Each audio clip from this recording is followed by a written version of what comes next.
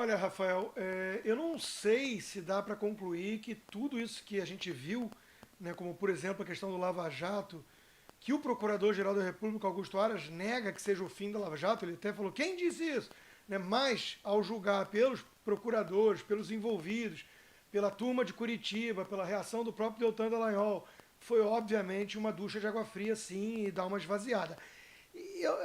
Esse é um assunto longo, né? Porque a Lava Jato é um símbolo, porque uma força-tarefa tem data de validade, tudo isso é mais complexo. Mas o que eu estou querendo dizer é que sim, vamos aceitar a premissa com a qual eu estou de acordo, de que há um enfraquecimento da operação de combate à corrupção como um todo.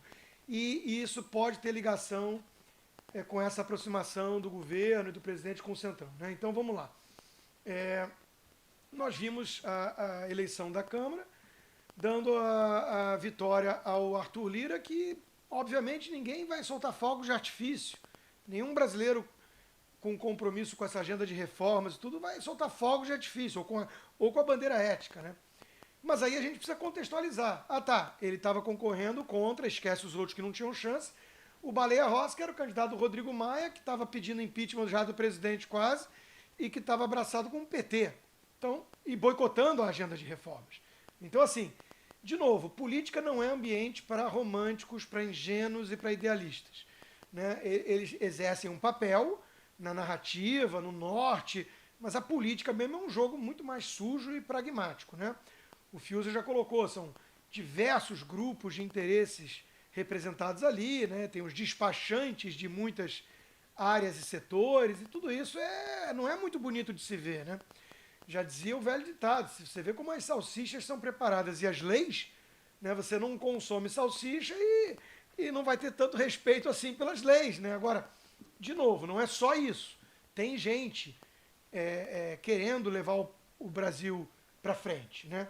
Só que são muitos obstáculos. Então, assim, a minha análise desse tema mais abrangente que você traz dessa forma, né, a aproximação do presidente Bolsonaro e do seu governo com o Centrão.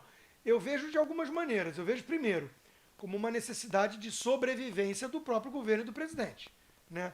Não fosse isso, era um impeachment, mais um impeachment, provavelmente, né, na história recente do país, sendo que dessa vez com base em fumaça.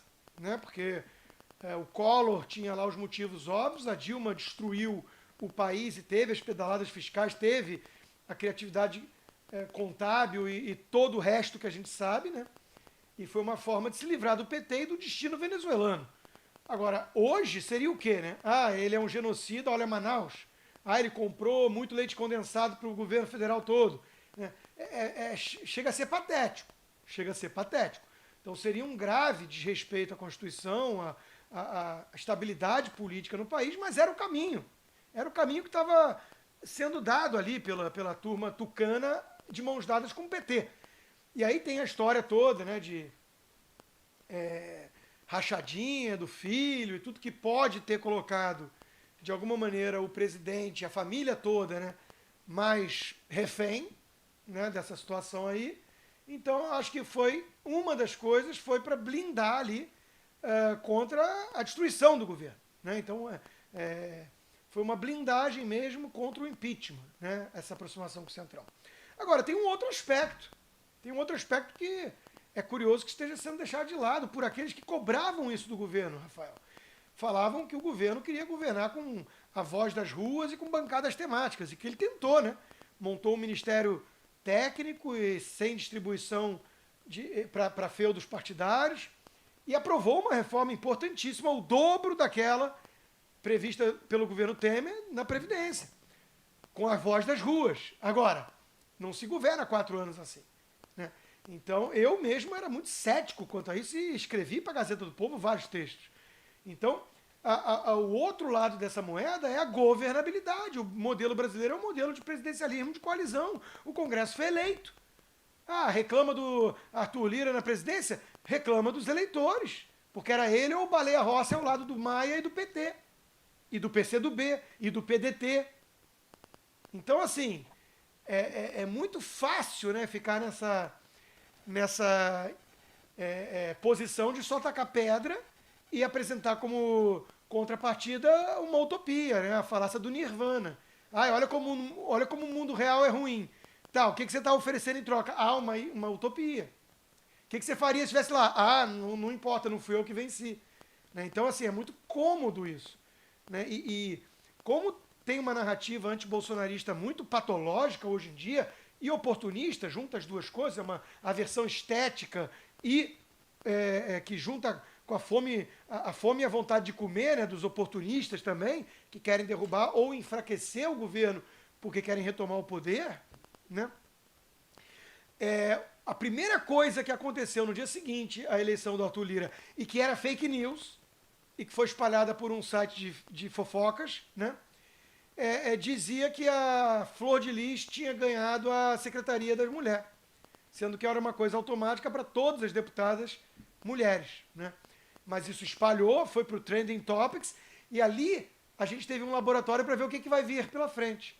Um monte desses opositores, né, na mídia e na política, ou seja, deputados e jornalistas, falando que a culpa era de quem tinha defendido o presidente Bolsonaro e o voto no Lira, que era o candidato do presidente. Esquecendo que, tá bom, então o presidente devia apoiar quem? O Baleia Rossi, que queria a sua cabeça, junto com PT, PDT e PCdoB e Rede. Então, assim, de novo, é narrativa, é só narrativa, né? Agora, é óbvio, Rafael, que qualquer brasileiro olhando à distância não pode ficar feliz com isso, porque o que está ficando claro é que o Brasil tem dono. É que o Bolsonaro, chegando com boa intenção, com um ministério técnico, com 58 milhões de votos quase, com uma agenda virtuosa, esbarra na realidade do presidencialismo de coalizão de um Congresso eleito e que ele é obrigado a articular, a negociar, a governar em conjunto. Afinal de contas, foi eleito. E era a cobrança que muitos faziam. Ou o Bolsonaro vai bancar o déspota esclarecido, ou vai apoiar, sei lá, o Marcel Van Hatten, que não tem chance, e que é um bom nome. Apesar do que o partido dele tem como figura, a gente já falou várias vezes aqui, né?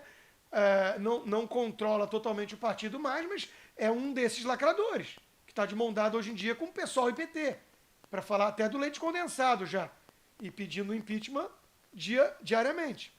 Então, assim, o que o presidente podia fazer de diferente? Né? Então, o que nós podemos esperar como sociedade é que essa agenda não seja tão desidratada. Nós estamos vendo uma coisa rara, né? Que quando tem muito consenso e união entre os poderes, eu levo automaticamente a mão ao bolso. Mas às vezes é para o bem, como foi o caso da reforma previdenciária. Né? Então, nós estamos vendo, logo no começo da gestão, tanto o Arthur Lira, presidente da Câmara, como o Rodrigo Pacheco, presidente do Senado, enviando uma carta ao governo federal, apostando nas reformas, e o presidente indo presencialmente ao Congresso também defender essa agenda. Ou seja, nós temos um vetor resultante apontando na mesma direção. Resta saber se agora vai. Ou seja, pelo menos agora tem uma chance de ir.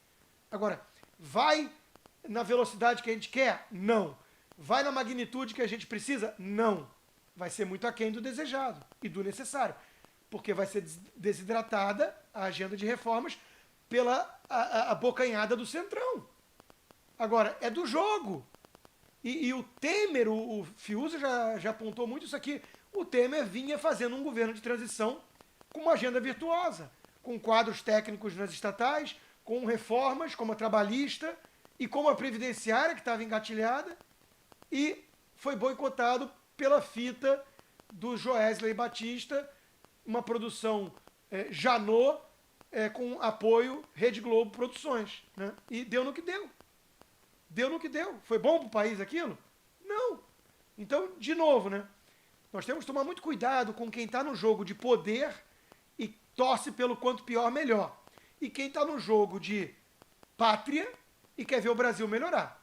Esses olham para esse poder do Centrão e para essa aproximação com desconfiança, mas com algum grau de esperança. Porque pelo menos agora tem uma chance de andar. Os outros vão tacar pedra em qualquer coisa que aconteça porque querem derrubar o governo. Agora, de novo, repito, né? E aqui no Brasil hoje em dia a gente tem que repetir o óbvio nesse clima, nesse cenário. Né? Ninguém pode soltar fogos de artifício com uma vitória do Lira. O que se passa é que foi, na verdade, uma derrota de golpistas. E agora temos alguma chance de andar. É só esse o ponto.